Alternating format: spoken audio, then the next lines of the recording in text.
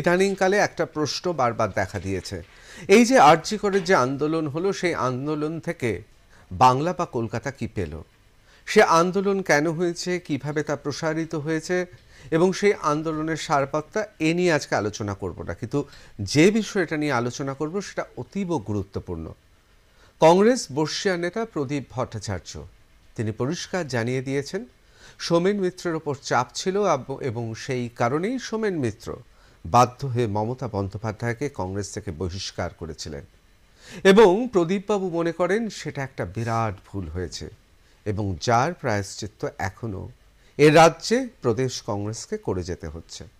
অত্যন্ত বিতর্কিত এই মন্তব্য, এমনই বিতর্কিত যে কংগ্রেসের যিনি এখন প্রদেশ কংগ্রেসের সভাপতি তিনি শুভঙ্কর সরকার মহাশয় বলেছেন তিনি নাকি ভালো করে শুনতেই পাননি। এটাই স্বাভাবিক, তার কারণ অত্যন্ত বিতর্কিত এই মন্তব্য। আজকে শুধুমাত্র মমতা বন্দ্যোপাধ্যায়কে কংগ্রেস থেকে সরানো হয়েছিল, তার ফলে কংগ্রেসের কি অবস্থা, আমাদের এই বিষয়ে আলোচনা নয়। আমাদের আলোচনাটা যে তাহলে কি গণতান্ত্রিকভাবে জিতে আসতে গেলে, অর্থাৎ রাজ্যের ক্ষমতা দখল করতে গেলে একমাত্র পথ গণ আন্দোলন, আর সেই গণ আন্দোলন কি আদৌ হচ্ছে নাকি ক্ষমতার জন্য একে অপরের সঙ্গে লড়াই করছে? আসলে ক্ষমতা দখল আর গণতান্ত্রিকভাবে গণ আন্দোলনের মধ্য থেকে জিতে আসা, সেটাই হচ্ছে ক্ষমতা। আপনাদের অনেকে মনে আছে যে জ্যোতি বসুকে যখন প্রধানমন্ত্রী করা নিয়ে সিপিআইএম দলের মধ্যে বিতর্ক চলছে, তখন সিপিএমের একাংশ তারা স্পষ্ট বলে দিয়েছিলেন, যাদের নেতৃত্বে প্রকাশ কারাত সহ অনেকে ছিলেন, তারা চেয়েছিলেন গণ আন্দোলনের মধ্য দিয়ে গোটা দেশে জনজাগরণ ঘটবে, তারপর যদি জ্যোতিবাবু প্রধানমন্ত্রী হন তাহলে সেটা অর্থবহ হয়ে উঠবে এবং সেটা পার্টির পক্ষে, দেশের পক্ষে, সমাজের পক্ষে নাকি মঙ্গল হবে। বামের এরকম অনেক সময় ভেবে থাকেন, সে গণ আন্দোলনও দেশ জুড়ে হয়নি আর জ্যোতিবাবুরও প্রধানমন্ত্রী আর হওয়া হলো না। বাঙালি হারালো প্রধানমন্ত্রী পদের একমাত্র দাবিদার তাকে। বাংলার ক্ষতি হলো বটে, কিন্তু এই প্রশ্নটা বারবার উঠেছে। আজকে আমরা আলোচনা করব এই বিষয়টা নিয়ে, তার কারণ পশ্চিম বাংলায় যুগে যুগে বিধানচন্দ্র রায় থেকে সিদ্ধার্থ শঙ্কর রায় যেভাবে কংগ্রেস তার শাসন চালিয়েছে, তাতে সিদ্ধার্থ শঙ্কর রায়কে কি সরে যেতে হয়েছিল গণ আন্দোলনের ফলে? এবং পরবর্তীকালে বুদ্ধদেব ভট্টাচার্য, তাকেও কি সরে যেতে হয়েছিল? তার আসল কারণ ছিল কি গণ আন্দোলন নাকি জনরোষ?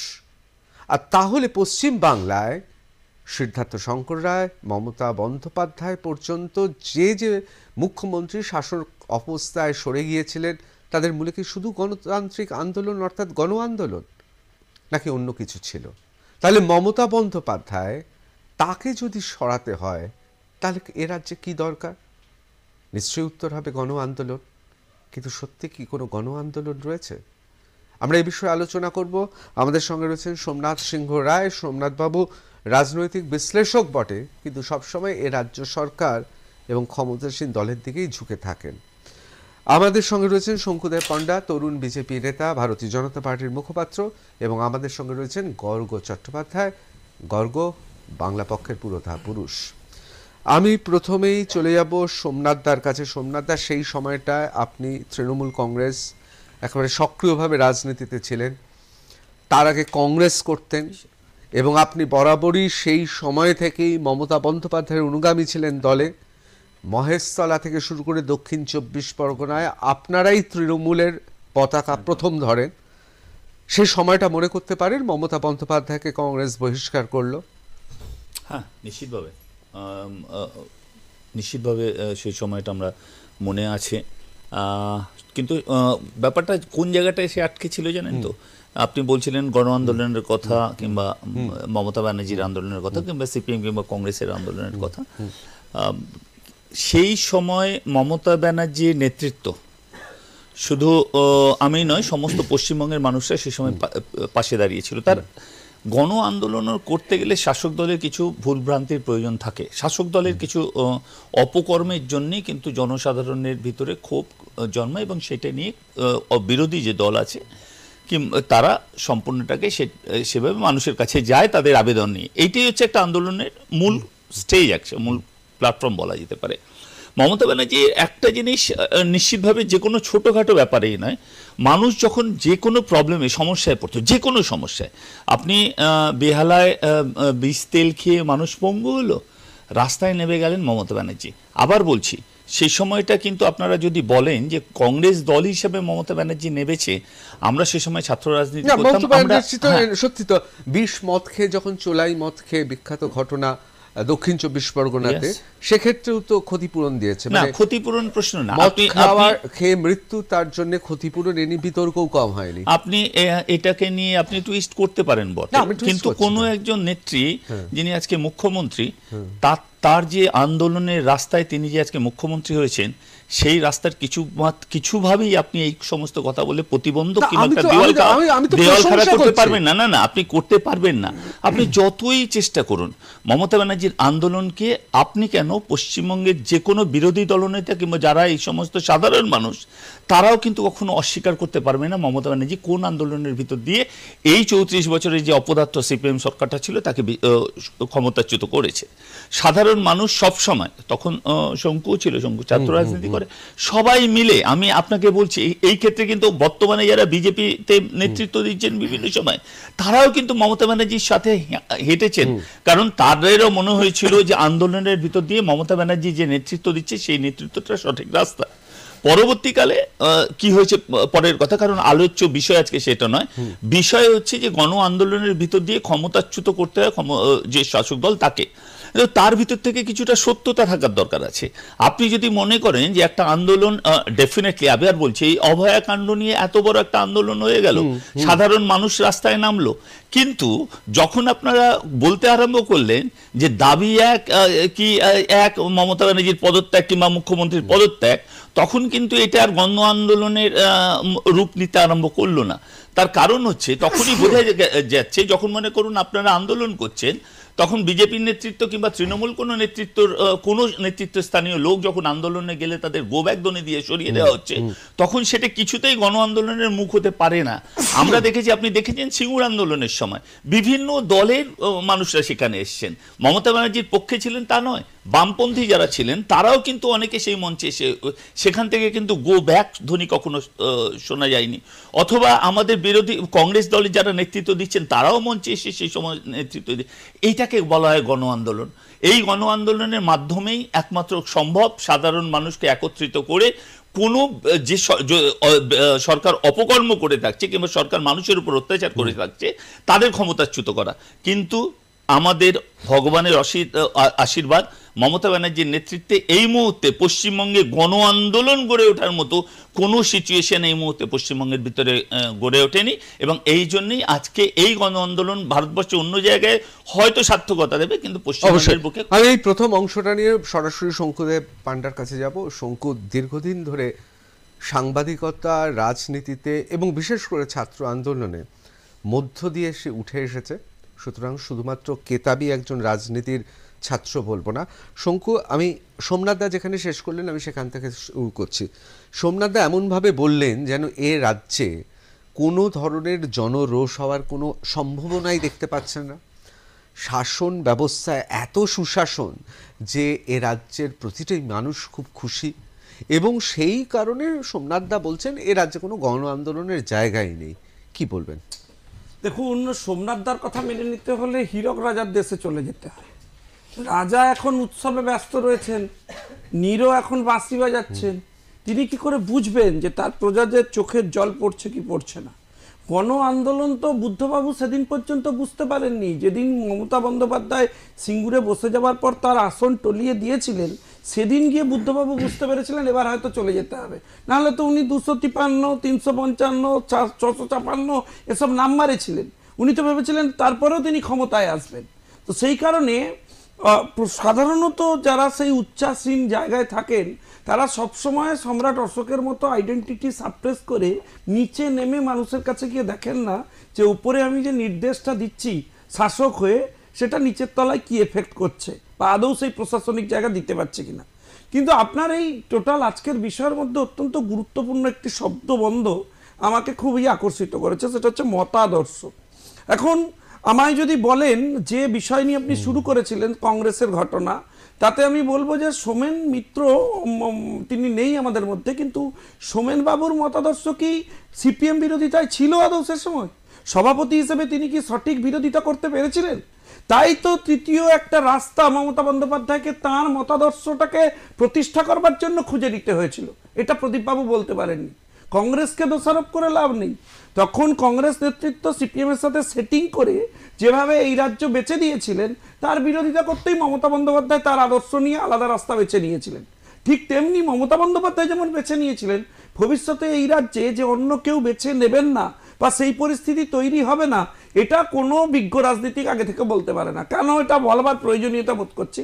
কারণ দেখুন, দাদা একটা মার্গে রয়েছেন, তো তৃণমূলের মার্গে মাঠে নেমে বুঝতে হবে যে দেওয়াল লিখন বদলাচ্ছে, মাঠে নেমে বুঝতে হবে যে পরিস্থিতি বদলাচ্ছে।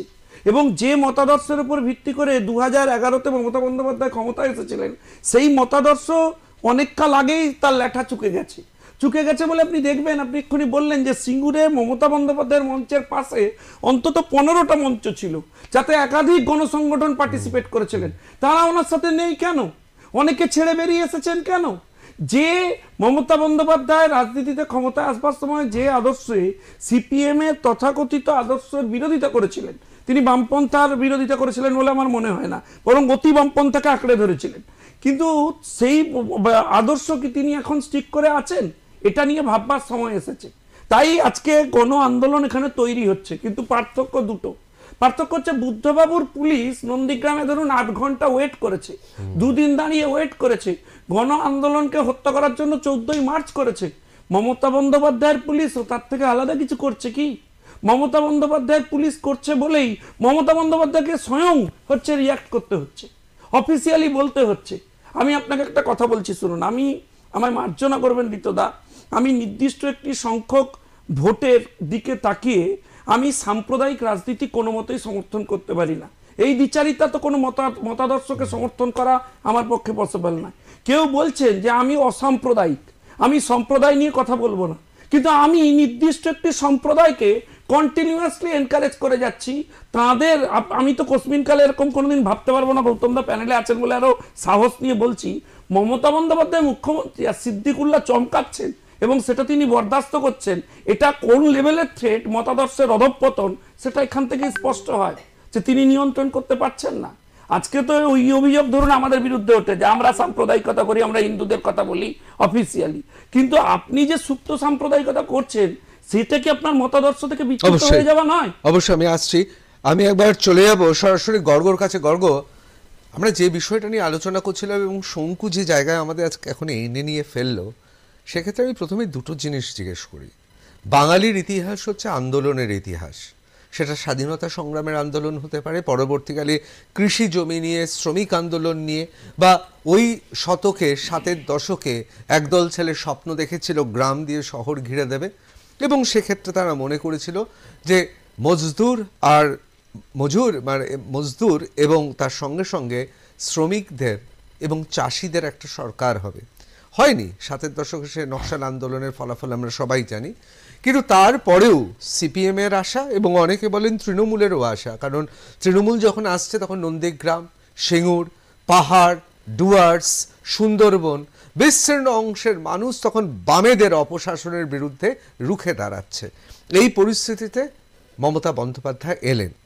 এই সময় দাঁড়িয়ে কোথাও কি মনে হচ্ছে যে সবকটা রাজনৈতিক দল, এ রাজ্যে সংখ্যাগরিষ্ঠ বাঙালি, তার আশা আকাঙ্ক্ষা প্রত্যাশা ভুলে শুধু ক্ষমতা দখলের লড়াই করছে এবং আসলে রাজনীতিতে কোনো মতাদর্শ নেই এই মুহূর্তে দাঁড়িয়ে? আমরা যখন এই সময় দাঁড়িয়ে পশ্চিমবঙ্গে গণ আন্দোলনের কথা বলছি, একটা জিনিস প্রথমত সংজ্ঞায়িত হওয়া দরকার নিজেদের কাছে। আমরা যারা শুনছি, দেখছি, বলছি যে পশ্চিমবঙ্গে গণটা কে? পশ্চিমবঙ্গ একটি বাংলা ভাষা ভিত্তিক রাজ্য, বাংলা ভাষার ভিত্তিতে তৈরি রাজ্য। এখানে শেষ জনগণনা অনুযায়ী 86% মানুষ বাঙালি। ফলে তার ভালো থাকা, খারাপ থাকা ইত্যাদি এই সবে এইটা হচ্ছে গণ। এবং অবশ্যই এখানকার অন্যান্য ভূমিপুত্র, কোচ, মেচ, রাভা, সাঁওতাল সকলে আছেন, ভারতীয় নাগরিক, নেপালি যারা রয়েছেন সকলে। এবার আমরা যদি এই দলগুলিকে দেখি পশ্চিমবঙ্গে এই মুহূর্তে যেগুলো রয়েছে, ঠিক আছে, শাসক দল সবসময় একখানা স্থিতাবস্থার সুবিধা পায়, ঠিক আছে, যে সিস্টেমগুলো তার আছে, ঠিক আছে, তাকে পুলিশ আছে, প্রশাসন আছে, যে কোনো প্রচার যন্ত্র আছে, স্থিতাবস্থায় থাকে, ঠিক আছে, যে সে মোটামুটি বড় কোনো ভুল না করলে চলছে, ঠিক আছে, এরকম একটা জায়গায় থাকে। এক, দ্বিতীয় কথা, ফলে সেখানে এই যে আদর্শিক যে প্রশ্নটা যেহেতু তুললে, ঠিক আছে, এখানে বর্তমানে শাসক দলের একটা সবচেয়ে বড় আদর্শিক সুবিধে কি হলো, সুবিধে কি বিশেষত এই সময়ে দাঁড়িয়ে, যে সেটা এই পশ্চিমবঙ্গ ভিত্তিক একটি দল, ঠিক আছে, বিশেষত বর্তমানে কেন্দ্রীয় সরকারের যে উত্থান ঘটেছে তাদের একটা বিরাট সুবিধা পেয়ে যায় তারা, হয়তো বাঙালির কোনো সুবিধা না করেও বাঙালির ভোট অটোমেটিক পেয়ে যায়, এটা খুব গুরুত্বপূর্ণ বিষয় একটু, ঠিক আছে। আমরা বিরোধী দল যেগুলো দেখছি, ঠিক আছে, সেখানে একটি দল, ধরো প্রধান বিরোধী দল এখানে যেটি, তারা একটা বড় সংখ্যক ভোট পায়, প্রায় 39% ভোট একবার পেয়ে গেছিল, কিন্তু তারা হচ্ছে যে বিভিন্ন কারণে এই পশ্চিমবঙ্গের নানা জনগোষ্ঠীর একটা কিছু কিছু অংশ, যেরকম বাঙালির মধ্যে সংখ্যালঘু বাঙালি, এখানে তাদের মতাদর্শগত বা কাঠামোগত নানা রকম তার সীমাবদ্ধতা আছে, আর কিছুর ইন্টারেস্ট রিপ্রেজেন্ট করে। সিপিএম, বামেরা আমি যদি বলি, ঠিক আছে, বর্তমানে আমার মনে হয় তারা কিছুটা স্বপ্ন দেখাতে অসফল হয়তো, ঠিক আছে, যে কোনো বিরোধী দল একটা স্বপ্ন দেখাবে যে আমি এলে এইরকম হবে, ঠিক আছে। আমি পশ্চিমবঙ্গে ফলে এর মানে এমন নয় যে পশ্চিমবঙ্গে সব হেভি আছে, যেটা বলছি না কোনো গণ আন্দোলন এই মুহূর্তে নেই তাহলে পশ্চিমবঙ্গে সব হেভি আছে, যেটা বলবো এরকম তো নয় বিষয়টা। কারণ পশ্চিমবঙ্গের যে আবার যদি আমি ফেরত যাই, যে বাঙালি, পশ্চিমবঙ্গের অধিকাংশ পুঁজি তার হাতে নেই, অধিকাংশ শিল্পাঞ্চলে অধিকাংশ চাকরি তার হাতে নেই, মেন শহরগুলো তার হাতে নেই, মেন শিল্পাঞ্চলগুলো তার হাতে নেই, তার জনপ্রতিনিধিগুলো পাশের রাজ্যের লোক এসে গুলি মেরে দিয়ে চলে যায়, ঠিক আছে, খুন করে যায়। একজন খুন হতে হতে বেঁচে যাচ্ছিল সুশান্ত ঘোষ, একজন খুন হয়েই গেলেন, ঠিক আছে, বাবলা সরকার। তো এই গণ তো ভালো নেই, তাই না? এটা তো কোনো একটা রাজ্যে যদি সেই গণ যদি ভালো থাকা বলে, যদি পুঁজি বাজার চাকরি জমি, ঠিক আছে, এনএইচের দুপাশের জমি তার হাত থেকে সরে যাচ্ছে, ঠিক আছে, অটো লাইন সরে যায় তার থেকে বেদখল হয়ে যাচ্ছে, টোটো লাইন তার থেকে বেদখল হয়ে যাচ্ছে, খনি তার থেকে বেদখল হয়ে গেছে, বন্দর তার থেকে বেদখল হয়ে যাচ্ছে, জনবিন্যাস তার থেকে বেদখল হয়ে যাচ্ছে, জনপ্রতিনিধিত্ব তার থেকে বেদখল হয়ে যাচ্ছে। অর্থাৎ পশ্চিমবঙ্গের গণর খোঁচে থাকার, প্রচণ্ড ফুটতে থাকার অনেকগুলো কারণ রয়েছে, একদম নৈর্ব্যক্তিক কারণ রয়েছে, বস্তুগত কারণ রয়েছে। কিন্তু শাসক দল হোক বিরোধী দল হোক, এই বস্তুগত ক্ষোভগুলিকে গণ আন্দোলনে রূপান্তরিত করার সেই সংগঠন তার কাছে নেই। কিন্তু পশ্চিমবঙ্গে কিন্তু গণ আন্দোলন ঘটেছে। আমি কয়েকটা সফল গণ আন্দোলনের কথা বলতে চাই, ঠিক আছে, আমি পরের ফেজে হয়তো আরো কিছু জায়গায় যাব। আমি নোট করছিলাম, একটা হচ্ছে যে যখন পূর্ববঙ্গ থেকে নিপীড়িত হিন্দু বাঙালি সংখ্যালঘুরা এসেছিলেন, ঠিক আছে, আমি উদ্বাস্তুরা, এই উদ্বাস্তু কথাটা গুরুত্বপূর্ণ, তারা তো এখানে এসে জবরদখল করেছিলেন কথাটা, ইনফ্যাক্ট অনেকগুলোকে জেডি কলোনি বলা হতো যে কারণে, জবরদখল অর্থে, ঠিক আছে, তারা কিন্তু সফলভাবে করেছিলেন, সেগুলো রেগুলারাইজ হয়েছে, এগুলো দীর্ঘ লড়াই ঘটেছে, তাদের উপর সিআরপির গুলি চলেছে গোর্খা ডেকে ডেকে, ঠিক আছে, তবু তারা লড়েছেন। সেই সময় বাম অ্যাফিলিয়েটেড যে ইউসিআরসি সংগঠন, সে কিন্তু লড়াইটা করেছে, যে রেফিউজি আন্দোলন যেটা একটা চলমান আন্দোলন, সফল। এখন কেউ বলবে না এই বিজয়গড় তুলে দাও, বিক্রমগড় তুলে দাও, এটা অসম্ভব, তার মানে আন্দোলন সফল। বিহার বাংলা সংযুক্তিকরণের একখানা প্রস্তাব এসেছিল, সেটাও কিন্তু বিরোধিতা করে মেঘনাথ সাহা থেকে শুরু করে মোহিত মৈত্র থেকে শুরু করে, শুধু বামেরা নয়, যদিও বামেরা সেখানে ছিল, বাম, ফরওয়ার্ড ব্লক, আরএসপি, ঠিক আছে, থেকে শুরু করে প্রজা সোশ্যালিস্ট পার্টি, সকলে মিলে কিন্তু সেটা আটকে দিতে পেরেছে, যে কারণে বিধান রায়কে পিছিয়ে আসতে হয়েছিল। আমরা যদি খাদ্য আন্দোলনের কথা ভাবি, খাদ্য আন্দোলন যে সময় ঘটছে, ইমিডিয়েটলি তারপরে প্রথম পশ্চিমবঙ্গে একটা সরকার বদল ঘটলো 67 সালে, বাংলা কংগ্রেসের অজয় মুখোপাধ্যায়। এবং আমি যদি এই আন্দোলন তারপরে সরকার বদল এই পরস্পরায় ভাবি, তাহলে শিমুর নন্দীগ্রাম আন্দোলনটিকেও দুটোই অর্থে একটি সফল গণ আন্দোলন বলা যায়। কি অর্থে? একটা সরকার বদল। কিন্তু আমি শুধু সরকার বদলের ক্ষুদ্র জায়গা থেকে আমি এটা ভাবতে চাই না। পশ্চিমবঙ্গে এখন দুম করে জমি নিয়ে নেওয়া, সরকার বলে এটা দিয়ে দাও, এটা এত ইজি না, ক্যাচরা হয়। এই যে ক্যাচরাটাকে যে মানে দুম করে নিয়ে গেলে কেউ একজন দাঁড়িয়ে যাবে, এটার স্বাভাবিকীকরণ এর ভয়টা এখন সবার কাছে এসে হ্যাঁ, পৌঁছেছে। মানে- আমি গর্গ আসবো, অত্যন্ত তথ্য সমৃদ্ধ কথা। আমি অবশ্যই বারবার করে বলছি, এই বাংলাই হচ্ছে গণ আন্দোলনের ধাত্রীভূমি, জন্মভূমি। তাহলে গণ আন্দোলনটা হচ্ছে না কেন? আমরা এবার এ বিষয়ে আলোচনা করব। সোমনাথদা, গণ আন্দোলন হওয়ার তো অনেক কারণ আছে, যে কথা গর্গ বলছিলেন, যে কথা শঙ্কু বলছিলেন। আপনিও তো অস্বীকার করতে পারবেন না, কারণ তৃণমূল সুপ্রিমো এবং রাজ্যের মুখ্যমন্ত্রী মমতা বন্দ্যোপাধ্যায় শেষ প্রশাসনিক তার বৈঠকে তিনিও কিন্তু অস্বীকার করেননি। মানে আপনি যতই এদিকে ঝুঁকে থাকুন, মুখ্যমন্ত্রী মমতা বন্দ্যোপাধ্যায় যেখানে বলছেন, আপনি তো অস্বীকার করতে পারবেন না। পুলিশ এবং 3টে মন্ত্রক নিয়ে তিনি প্রশ্ন তুলেছেন, জবরদখল হয়ে যাচ্ছে বিভিন্ন জায়গায়। এবং আমার কাছে এরকমও খবর এসছে যে পাশের রাজ্য থেকে কন্ট্রাক্টররা তারা ঢুকে যাচ্ছে এবং বিপুল অংশে তারা দখল করে নিচ্ছে। এগুলো তো হচ্ছে, এ রাজ্যের লোক কাজ পাচ্ছে না, অন্য জায়গা থেকে লোক কাজ নিয়ে যাচ্ছে। সেই জায়গায় দাঁড়িয়ে গণ আন্দোলন হচ্ছে না কেন? এই সরকারের কি তাহলে একটাই আশীর্বাদ, যে এই সরকারকে অশ্বমেধের ঘোড়া আটকানোর জন্য আরেকজন মমতা বন্দ্যোপাধ্যায় আপাতত রাজনীতিতে নেই? না, কেন হচ্ছে না গণ আন্দোলন বলুন তো? তার কারণ মাননীয় মুখ্যমন্ত্রী যে সমস্যাগুলো সেগুলো সরাসরি বলছেন, এই সমস্যাগুলো আছে। তিনি তার ডিপার্টমেন্ট কিংবা তার যারা আছেন, তাদের মন্ত্রী আছেন, তাদের বলছেন এই সমস্যাগুলো আছে, উনি স্বীকার করছেন, তাদের বলছেন এগুলো থেকে সমাধান করতে হবে। অবশ্যই আমাকে একটা ছোট্ট বিরতি নিতে হবে, আমি দ্রুত চলে যাচ্ছি। যে কথা বললেন সোমনাথ দা, আমি সেই প্রশ্নে বলছি। রোদ্দুর রায়, তিনি অত্যন্ত জনপ্রিয় একজন ইউটিউবার, তিনি বলছেন আরজি করে তিনি যে আন্দোলন দেখেছেন, এটা তার কথা, আমার কথা নয়। তিনি বলছেন এই প্রথম তিনি নাকি দেখলেন যে শাসকের কালো হাত ভেঙে দাও, গুড়িয়ে দাও বলে স্লোগান হচ্ছে, শাসক পাশে দাঁড়িয়ে সেই স্লোগানই দিচ্ছে। এই কারণেই কি তাহলে সব সমীকরণ গুলিয়ে যাচ্ছে? দেখুন, আমি প্রথমত রোদ্দুর রায়ের বক্তব্যের কোনো রিয়াকশন দিতে চাই না, কারণ রিয়াকশন দেওয়ার উপযুক্ত নয় বলে মনে করি। দ্বিতীয়ত আমি খুব নির্দিষ্ট করে আপনাকে বলতে চাই, আমি সোমনাথ দার সাথে আদৌ একমত নন। আপনি যার কথা বললেন যে মাননীয় মুখ্যমন্ত্রীর কথা, ওনার সমালোচনা করার কি আছে? প্রশ্ন তো ওনার ডিপার্টমেন্টের বিরুদ্ধে, উনি আবার সমালোচনা করছেন কি? ওনার ব্যর্থতা পুলিশ ডিপার্টমেন্টের, তাই আজকে এই পরিস্থিতি। ওনার স্বাস্থ্য দপ্তরের ব্যর্থতা, উনি স্বাস্থ্যমন্ত্রী হিসেবে ব্যর্থ। ওনার রেজিগনেশন সবাই ডিমান্ড করছে। আর একটা কথা আপনাকে স্পষ্ট করে বলে দিই, ভারতীয় জনতা পার্টি নিজে হচ্ছে এখানে অ্যাপিয়ার করে। তো আপনি যে প্রসঙ্গের কথা বলছেন, ইন্ডিভিজুয়াল মুখ, সেই মুখের উপর ভিত্তি করে পলিটিক্স ভারতীয় জনতা পার্টি করে না। ভারতীয় জনতা পার্টির মতাদর্শ এবং নীতি তার নিজের মতো আছে। সে নির্বাচনে জিতলে তার মুখ্যমন্ত্রীর মুখ তখন সে নিয়ে আসবে।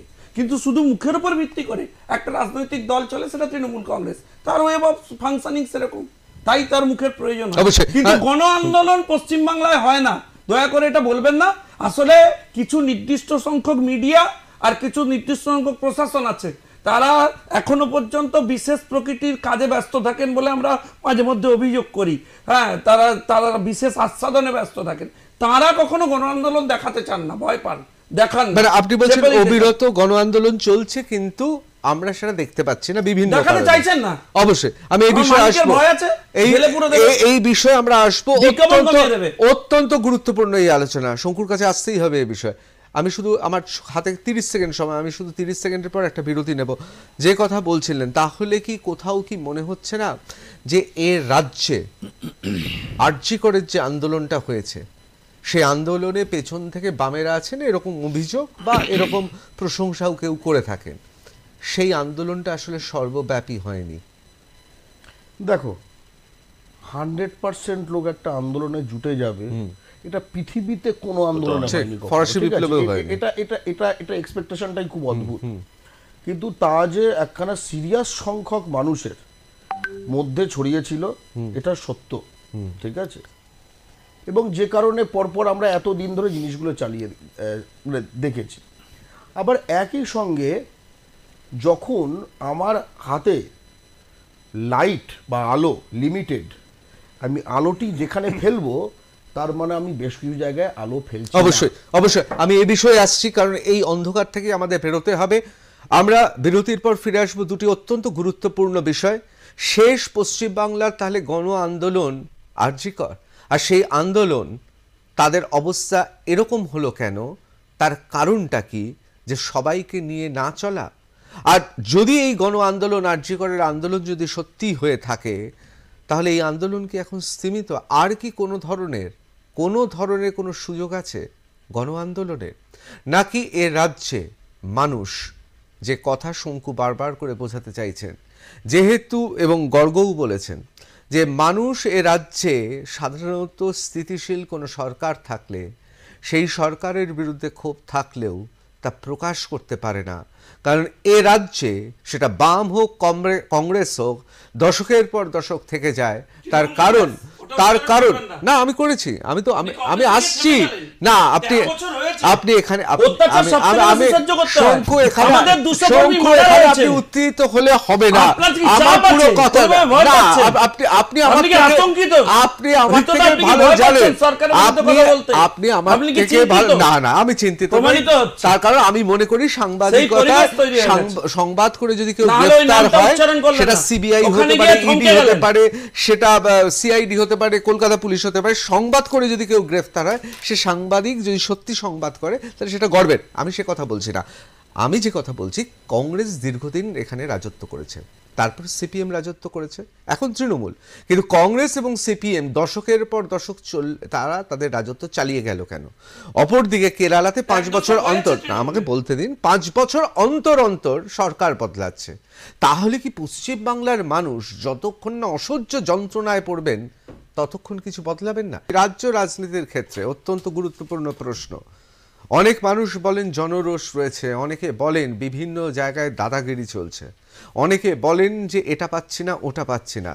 তাহলে এত যদি রোষ থেকে থাকে, তাহলে ভোটের বাক্সে সেই রোষের প্রতিফলন হচ্ছে না কেন? পশ্চিমবাংলার ইতিহাসে একটা কথা চালু আছে, একমাত্র গণ আন্দোলনই পরিবর্তন করতে পারে এ রাজ্যের সরকার। কোথায় গণ আন্দোলন? আরজি করে কি তাহলে সত্যি গণ আন্দোলন হয়েছে? তাহলে কি পশ্চিমবাংলার ইতিহাসে লেখা থাকবে যে এখনো পর্যন্ত সর্বশেষ গণ আন্দোলনের নাম আরজি কর?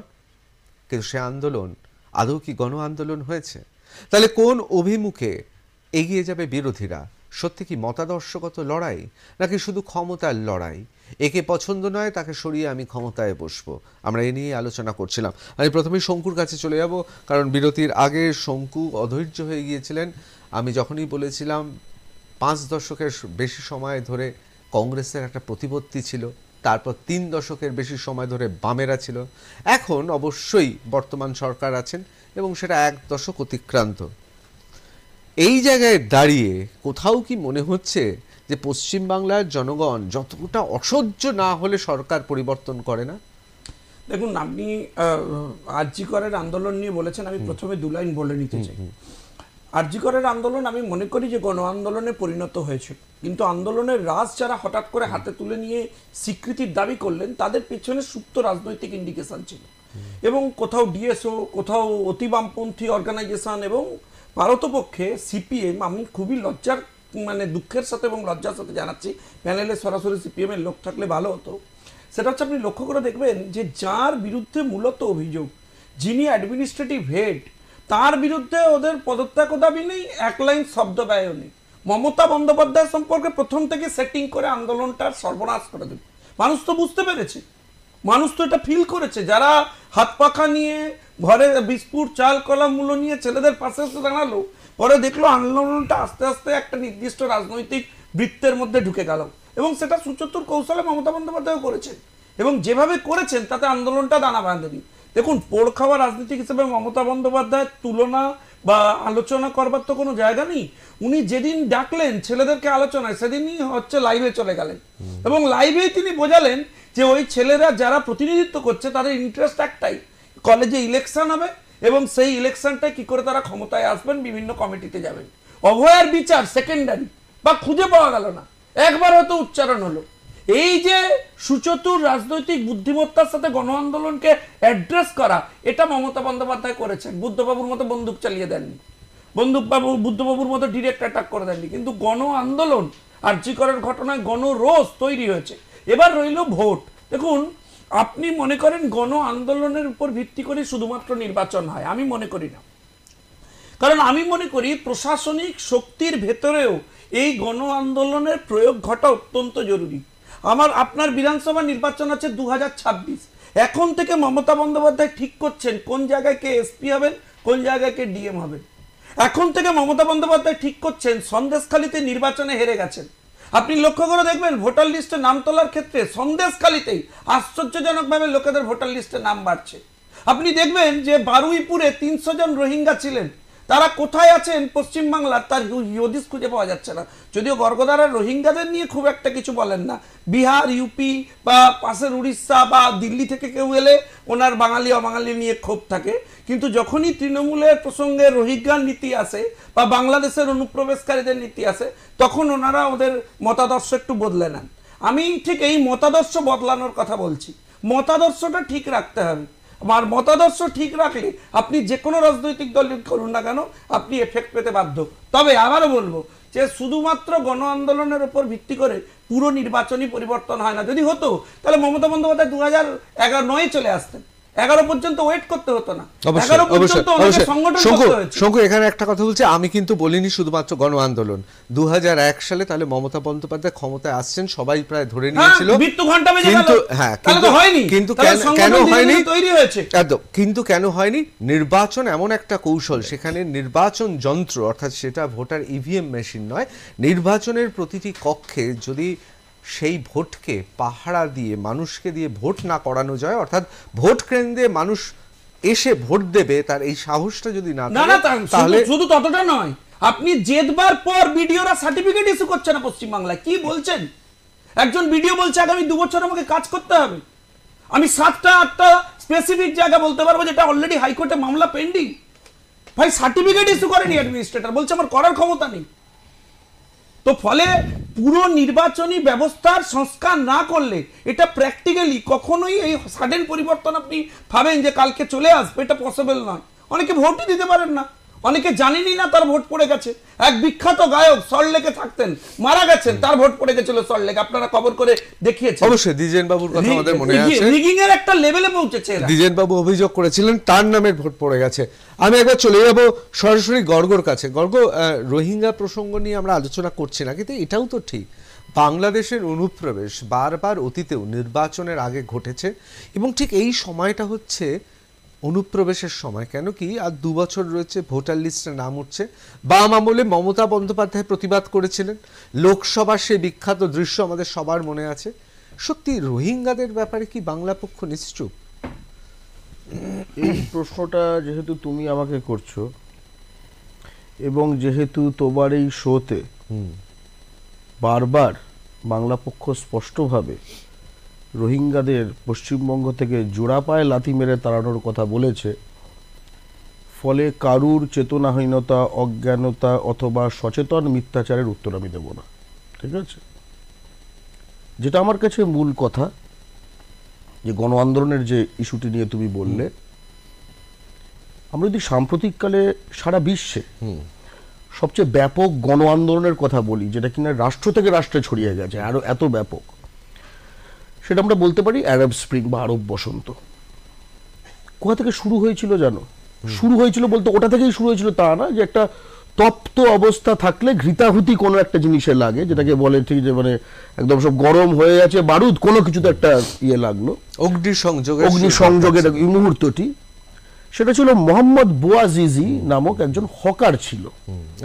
ঠিক আছে? এবং সে তারপরে নিজের গায়ে আগুন দেয়, তারপরে একটা ব্যাপারটা ছড়িয়ে যায়, একাধিক রাষ্ট্রে সরকার পতন ঘটে, ইত্যাদি ইত্যাদি। আমি একটা কথা মনে করাতে চাই, আজকে অ্যাজ অফ টুডে বাংলা পক্ষর সহযোদ্ধারা এই মুহূর্তে যাদবপুর থানার সামনে আছে। তার কারণ একজন বাঙালি হকার, তাকে আইআইসিবি নামক একটি প্রতিষ্ঠান, তার সামনে বসতে দেওয়া হচ্ছে না। সে সেখানে 5-6 বছর ধরে বসছিল। আমি একটা কথা বলছি, সেখানে বিভিন্ন রাজ্যের নানা লোক কিন্তু আশপাশে বসে আছে, চৌরাশিয়া পান আর এইসব ইত্যাদি সব বসে আছে, কিন্তু সে বাঙালি। তার পেছনে কোনো দল নেই, শাসক নেই, বিরোধী নেই, কেউ নেই। ঠিক আছে? এই যে ইনস্টিটিউশনটার সামনে সে বসে আছে, IICB, institute of chemical biology, department of science and technology, কেন্দ্র সরকার তার আন্ডারে, সেখানে কদিন আগে 51 জন বাঙালিকে কাছ থেকে তাড়িয়ে দেওয়া হয়েছিল, সেটা বাংলা পক্ষ সেখানে আন্দোলন করে তাদের ফেরত আনিয়েছে। এবার তুমি যদি এই হকারটা দেখো, গত কয়েক বছরে বিশেষত লকডাউনের পরে প্রচুর বাইরে থেকে হকার এসছে, হিন্দু মুসলমান নির্বিশেষে, কেউ তারা বাঙালি নয়। এবং অনেক ক্ষেত্রে খুব স্পষ্টত ববি হাকিম তার স্নেহধন্য এইসব হকারগুলো বসিয়েছে, যে কারণে নিউ মার্কেটে হকারে সে মানে রিভিউ করতে, নিউ মার্কেটে তার সমস্যা।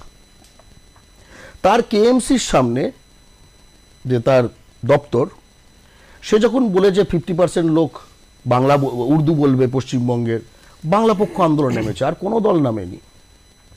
সে যখন বলেছে মাইনরিটি মেজরিটি হয়ে যাবে, তখন বাংলা পক্ষ সেখানে আন্দোলন করতে নেমেছে, আর কোনো দল নামেনি।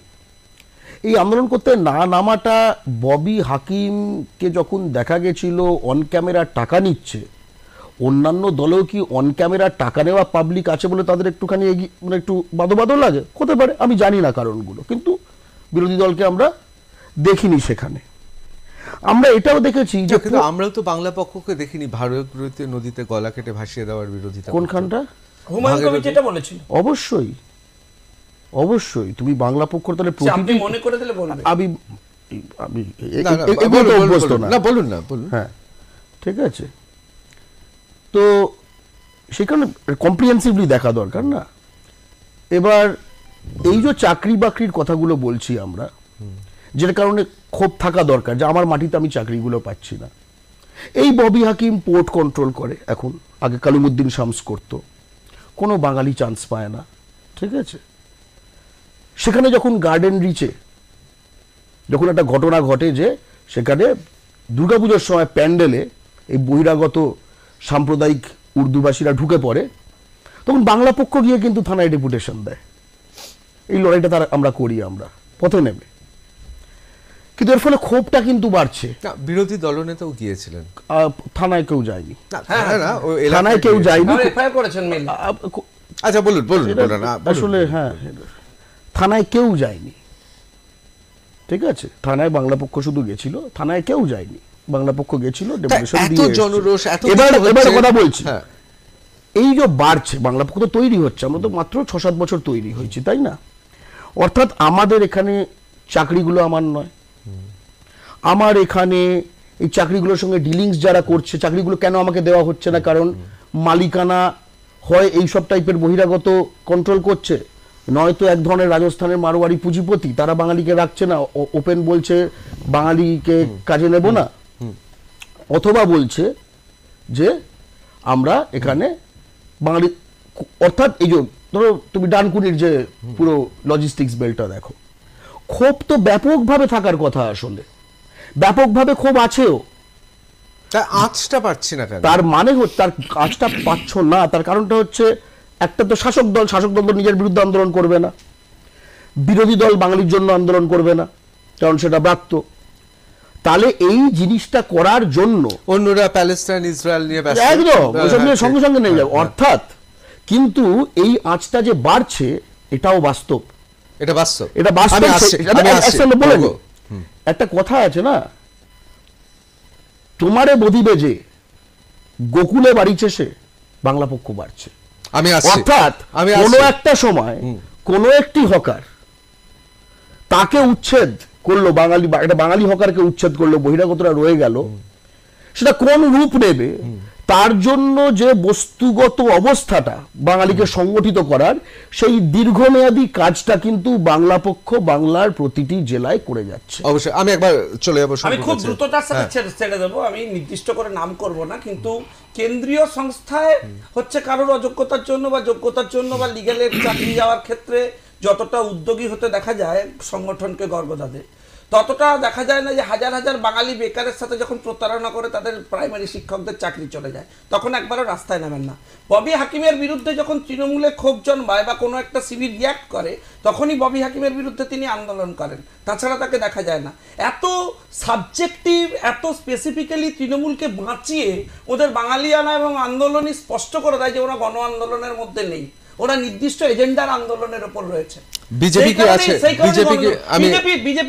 বিজেপির ক্ষেত্রে উনি বলেছেন যে বিজেপি বাঙালিদের জন্য কখনো আন্দোলন করে না। এখানে এখন যিনি প্রেসিডেন্ট তিনি বাঙালি নন উনি মনে করেন, এখন যিনি বিরোধী দলনেতা তিনি বাঙালি নন মনে করেন, যারা পশ্চিমবাংলাতে এমএলএ হয়েছেন তারা বাঙালি নন মনে করেন। আর আমি ওনার সাথে এই কথা তীব্র বিরোধিতা করব। বাঙালি বলতে উনি একটা নির্দিষ্ট কুক্ষিগত অ্যাপ্রোচকে টার্গেট করেন। ভাই যারা বাংলায় এখানে জন্মালো, যারা এখানে আজকে মরতে বসলো, তাদেরকে আপনি এখান থেকে বের করে দেবেন, তাদেরকে বাদ দিয়ে দেবেন, তাদেরকে মনে করবেন না রাজ্যে তারা অধিবাসী? আপনি সঞ্জীব গোয়েঙ্কাকে তাহলে বাদ দিয়ে দিন। আপনি ডিমান্ড করুন, তৃণমূলকে গিয়ে বলুন যে কলকাতায় ইলেকট্রিসিটি ওপেন গ্লোবাল টেন্ডার করা হোক, সঞ্জীব গোয়েঙ্কার কাছ থেকে নিয়ে নেওয়া হোক, আমি সাপোর্ট করবো, আমি ওনার সাথে নামবো। কবে নামবেন উনি বলুন, উনি বলুন যে হর্ষ নেওয়াটিয়া উনি বাঙালি নন, ওনার এখানকার বিজনেস বন্ধ করে দেওয়া হোক, আমি নামবো ওনার সাথে। উনি যাবেন কবে নামানোর সামনে বলুন। আচ্ছা, উনি আমি এবার একদম অন্য কর্মসূচি প্রসঙ্গে নেই। আসছি। শঙ্কু, আপনি যেহেতু তরুণ প্রজন্মের নেতা, নেতৃত্ব দিচ্ছেন এবং অবশ্যই ভারতীয় জনতা পার্টির মুখপাত্র, আমি আপনাকে প্রশ্ন করছি, আপনার মনে হয় পশ্চিমবাংলায় 2026-এর আগে প্রধান বিরোধী দল হিসেবে মানুষের যে জনরোষ রয়েছে, বিভিন্ন ক্ষেত্রে সরকারের বিভিন্ন বিষয়ে বিচ্যুতি রয়েছে, এই বিষয়গুলোকে নিয়ে একটা গণ আন্দোলনের রূপ ভারতীয় জনতা পার্টি এ রাজ্যে দেখাতে পারবে, সক্ষম? ঋতুদা, প্রথমেই আমি আপনার যে সুপ্ত পয়েন্ট, সেই পয়েন্টের বিরোধিতা এর আগেও করেছি, আবারও করছি, যে শুধুমাত্র গণ আন্দোলনে একটা নির্বাচন জেতা যায় না। আমি নিজে বহু ইম্পর্টেন্ট ইলেকশন এই স্টেটের যখন আমি ব্যাক অফিসে কাজ করেছি এবং অনেক সিনিয়র লিডারদের সাথে কাজ করেছি এবং তাদের কাছে ইলেকশনটা হাতে কলমে শিখেছি। একটা নির্বাচন জিততে গেলে আরো অনেক কিছু বিষয় থাকে যেগুলো শুধু আন্দোলন নয়, তার সাথে সেগুলোকেও হচ্ছে রেকটিফাই করা দরকার। খুব গুরুত্বপূর্ণ। আপনি যদি প্রসঙ্গ সরকার বদলের থাকে, প্রসঙ্গ নির্বাচনের থাকে, তাতে এমন কিছু অ্যাডমিনিস্ট্রেটিভ স্টেপ ইমিডিয়েটলি নেওয়া দরকার এই রাজ্যের ক্ষেত্রে, যেটা না করলে এখানে ফ্রি এন্ড ফেয়ার ইলেকশনই পসিবল। অবশ্যই। এই ক্ষেত্রে আমার প্রশ্ন, কেন্দ্র সরকার, ভারতীয় জনতা পার্টির সরকার ছিল, এখন এনডিএ সরকার, আগে মোদী সরকার, এখন এনডিএ সরকার, আপনার মনে হয় নিতে পারবে এই দেখুন, এটা পদক্ষেপগুলো? নির্বাচন কমিশনের নেওয়া উচিত, একটা ইন্ডিপেন্ডেন্ট অর্গানাইজেশন। এখানে কেন্দ্র সরকারের সেই অর্থে কোনো ভূমিকা নেই, কিন্তু কেন্দ্রীয় সরকারের যে যে কাজ করার দরকার, যে ভূমিকা নেওয়া দরকার, সেটা নেওয়া উচিত। আপনি যে জায়গায় ইন্ডিকেট করছেন, আমি আরো ক্লিয়ারলি বলছি, এই রাজ্যে এই মুহূর্তে যা পরিস্থিতি হয়েছে, কাশ্মীরের থেকেও খারাপ অবস্থা, এখানে 355 জারি করা উচিত। কিন্তু এটা আমাদের দলের পলিসি নয়। ইলেক্টেড কোনো গভর্নমেন্টকে ইমার্জেন্সির মতো সিচুয়েশন তৈরি করে ক্ষমতা দখল করায় বিজেপি বিশ্বাস করে না, কারণ বিজেপি একসময় এটা ফেস করেছে, তারা এফেক্টেড হয়েছে। অবশ্যই। আমার শেষ প্রশ্ন আপনার কাছে, আজকের শেষ প্রশ্ন, মতাদর্শ শব্দটা বারবার ব্যবহার করছি, আমরা অস্বীকার করতে পারবো না বামেদের একটা মতাদর্শ আছে, আমরা অস্বীকার করতে পারবো না আপনার পাশে বাংলা পক্ষ তারও একটা মতাদর্শ আছে, আমি এটাও অস্বীকার করতে পারবো না যে ভারতীয় জনতা পার্টির একটা মতাদর্শ আছে। আপনি কি মনে করেন যে ভারতীয় জনতা পার্টির যে মতাদর্শ, যার আধারে ভারতীয় জনতা পার্টি একটা সংঘবদ্ধ শক্তি হিসেবে এসেছে, বাংলার মানুষ আপনাদের মতাদর্শে আবেগ সঞ্চারিত করে 2026-এ আপনাদের পক্ষে আসতে পারে? দ্বিতীয়ত দেখুন, মানুষ একবার হচ্ছে কংগ্রেসকে দেখেছে এই রাজ্যে টেস্টে, একবার বামপন্থীদের এতদিন সুযোগ দিয়েছেন, তো তৃণমূল কংগ্রেসকে 13 বছর দেখেই তারা অতিষ্ঠ হয়েছে। ভারতীয় জনতা পার্টি যখন প্রথম নরেন্দ্র মোদীজি আসছিলেন ক্ষমতায়, তখন অনেকে প্রশ্ন তুলেছিলেন যে কিভাবে চলবে দেশ। আজকে সবাই দেখছে দেশ কিভাবে চলছে। অবশ্যই, দেশ অবশ্যই, কোন জায়গায় পৌঁছেছে। অবশ্যই। ফলে বাংলাতেও এই অপরচুনিটি অবশ্যই। পাওয়া উচিত, আমি এবার- আমরা সেই সুযোগ চাই, 26 আমরা পাবো, আপনি নিশ্চিন্তে থাকুন। আমি একবার সোমনাথদার কাছে যাবো। সোমনাথদা, কোথাও কি মনে হয় যে মতাদর্শ, এতক্ষণ যে আলোচনা করছিলাম, মতাদর্শ এবং তার সঙ্গে সঙ্গে গণ আন্দোলন, আমি আসছি একবার, সোমনাথদা অনেকক্ষণ বলেননি, মতাদর্শ এবং গণ আন্দোলন, এই দুটি ক্ষেত্রে মমতা বন্দ্যোপাধ্যায় নেতৃত্বাধীন এই সরকারের বিরুদ্ধে আদৌ কোনো রকম আন্দোলন বা পরিবর্তনের দিকে বিরোধী দল বা অন্য কোনো শক্তি নিয়ে যেতে পারবে? বিরোধী দল বলতে গেলে দেখুন, বিরোধী দলকে বাঁচতে হবে কিংবা বিরোধী দলকে মানুষের সাহায্য নিতে হবে। প্রথমে দেখতে হবে মানুষ মমতা ব্যানার্জির বিরুদ্ধে আছে কিনা, যেটা প্রথম কথা। আমরা যতই মমতা ব্যানার্জির সম্বন্ধে যাই বলি কিনা, কিংবা শঙ্কু একটা কথা বলতে চাইছিল প্রথমে, আমি শঙ্কুর কথাটা নিই প্রথমে, যে একটা গোষ্ঠীকে মমতা ব্যানার্জি খুশি করে নির্বাচনে জিতছে, ওর কথা অনুযায়ী সেটাই ছিল। না না, আমি কখনো না বলিনি। না, তুমি বলেছো প্রথম দিকে যে সাম্প্রদায়িক রাজনীতি হ্যান ত্যান এই একটা নির্দিষ্ট সংখ্যক ভোটারকে। হ্যাঁ হ্যাঁ আচ্ছা, হ্যাঁ, গোষ্ঠী right, টোষ্ঠী আমি right. বলিনি। যাও যাও, তোমাদের আপনারা তো অসাম্প্রদায়িক না, না, দল। এক মিনিট, আমাকে দয়া করে বলতে দেবে। আমরা হিন্দুর কথা বলি। না, ঠিক আছে, তুমি হিন্দুদের কথা বলো না, আমাদের তো আপত্তি বলো, নেই। sorry, please। তুমি একদিন তো বলুন, সেকুলারের কথা আপনি বলুন। বলছি, এক মিনিট বলছি। একদিন একদিন তুমি সেকুলারের কথা বলছি, আজকে হিন্দুদের কথা না, বলছো। secularism আরে, মানে এ তো কি? মুশকিল। হিন্দু আবার বিরোধী মুশকিল। দল। আমি কিন্তু মানে দাদা, secular এই মানে কি? অবদ্ধতা হিন্দু এই বিরোধী লেভেলে দল। বিজেপিতে গেলে অবদ্ধতা আচ্ছা, করতে ঠিক হবে। আছে, আপনি আমাকে এই এটা বলুন। অবদ্ধতা আপনি বিজেপি secular মানে কি? হিন্দু বিরোধী দল। অবদ্ধতা secular মানে কি? হিন্দু বিরোধী দল। আপনি secular নিয়ে আচ্ছা, বলুন না। প্রতিদিন secular দলবদল করে মানে কি? একটা মানুষ, অবশ্যই। যে মানুষটাকে আরে, secular CBI মানে ডেকে কেমন দিয়ে secular? ব্যাপারটা দলবদল করে, আচ্ছা, তাকে secular এসে মানে আমি বিষয় জ্ঞান হলো। করাবো, না, না, না, তাকে আপনি- এসে আমি দাদা, জ্ঞান দিতে করাবো, এই জ্ঞান এটা আমার secular আছে। মানে আচ্ছা, জানতে চাইছি। আমি তো বলছি secular মানে কি? হিন্দু বিরোধী আমি দল। জানি তো সিবিআই secular মানে CBI চলে যাচ্ছেন। সিবিআই আমি তো face করেছি। আমি বলি আপনার দলের সবাইকে আমি ডেকেছেন। ভাই, দাদা, ব্যক্তিগত আক্রমণ। আরে, আমি face করেছি, আমি তো বলতে আমি তো বলি secular মানে কি? ধর্মদল আপনি প্রসঙ্গ উত্তর দিচ্ছেন না। আমি জানতে চাইছি secular মানে কি? হিন্দু বিরোধী দল। আচ্ছা না শঙ্কু, secular আমার মানে secularism-এর মানে কি? হিন্দু বিরোধী দল। Secularism মানে কি? হিন্দু বিরোধী দল। সেকুলার কথা আমি secular এ আছি। হিন্দু বিরোধী দল। হিন্দু বিরোধী দল নয় তো। সেকুলার কথার অর্থ সিবিআই ডাকলেই দল আবার অন্য কথা বলছেন আপনি। Secular Secular মানে বাংলায় অবশ্যই। করেছে আমার হিন্দু সময়- বিরোধী দল। আমার সময়- Secular মানে করেছে এই হিন্দু বিরোধী অভদ্র দল। একটা ছেলেকে কেন বসানো আমি হলো? অভদ্র ভাই। একদম অভদ্র, হ্যাঁ, Secular হলে কাউকে যদি হিন্দু বিরোধী দল করতে হয়, লোকের বাড়ির সামনে গিয়ে গরুর মাংস খেতে হয়, তাহলে react করতে হয়। আমি একটা কথা বলি, সোমনাথ দা, আমার বিশ্বাস সময় শঙ্কু, আমার সময় না, একটা দেখুন, আছে। আমি না, না, অনেক secular এইটুকু কথার জানতে চাই, অর্থ- secular আমি তো এর বলছি, অর্থ আমি কি কিন্তু হিন্দু বলি বিরোধী জানি। করা? না, না, না, কখনো না। বাংলা ভাষায় আমাদের করেছেন secular আপনারা। কথার অর্থ আপনারা CBI তো ডাকলেই করেছেন। দলবদল করা। অবশ্যই। সেকুলার কথার শঙ্কু, অর্থ শঙ্কু, যখন শঙ্কু, সবাই আপনার ডাকলেই শেষ। দল- যারা আমার দল জ্ঞান বদল করছে, বেশি এরকম নেই। আমি হবে। আমার জ্ঞান আপনাদের বেশি দল নেই। কি কেউ বদল আরে, করবে? আমার জ্ঞান বেশি কাউকে নেই। ডেকেছে বলে কি আমার কেউ দল জ্ঞান বদল করবে? বেশি নেই। তৃণমূলের আমি কেউ করবে? আপনি ভয় চলবে। পাচ্ছেন? না, না, আমার না, না, যেটুকুই জ্ঞান- আলোচনা, না, না, আমাদের আরে, আলোচনা বলো, শেষ আমি করতেই বলবো। হবে। আমাদের আমার আলোচনা জ্ঞান শেষ যেটুকুনি করতে আছে হবে। তাতে জানি, আসলে সেটা রাজনীতিতে সবাই মতাদর্শ শেষ করা। বা কিন্তু গণ তার আন্দোলন উপরে নয়, স্বীকার করে আরো CBI একটা ও এক্স আপনি ফ্যাক্টর ডাকলেন। কাজ করে। হ্যাঁ, বাইরে- সেই বাইরে এক্স করে। ফ্যাক্টর পড়ানো CBI অন্য নয়, কিছুই তাকে নয়, দল সেটা বদল হচ্ছে করা। আবেগ। আবার যদি মুশকিলটা দল হচ্ছে আছে, ক্ষমতায় যতক্ষণ আবার যদি পশ্চিমবঙ্গ CBI নামক ডাকে, রাজ্যে কারণ হতে পারে। শাসকের বিরুদ্ধে সেই আবেগ সঞ্চারিত হচ্ছে না, তখন গণ আন্দোলন বা মতাদর্শ আদৌ কি কাজ চলে? আজকে এই ছোট্ট সময়ের মধ্যে আমরা শেষ করতে পারলাম না। আমাদের এই পর্যায়ের আমাদের দ্বিতীয় যে অনুষ্ঠান হবে সেটা হচ্ছে আবেগই তাহলে একমাত্র সরকার পরিবর্তন করতে পারে। আমি অবশ্যই মাপ চেয়ে নিচ্ছি, কারণ অনেকের অনেক কিছু বলার ছিল। আমি জানি সময় খুব অল্প, সোমনাথ দা তো বলতেই পারেনি, গর্গও বলতে চাইছিল, এবং আমি জানি যে শঙ্কু অনেক কিছু বলতে চাইছিল। সময় একেবারে সীমিত।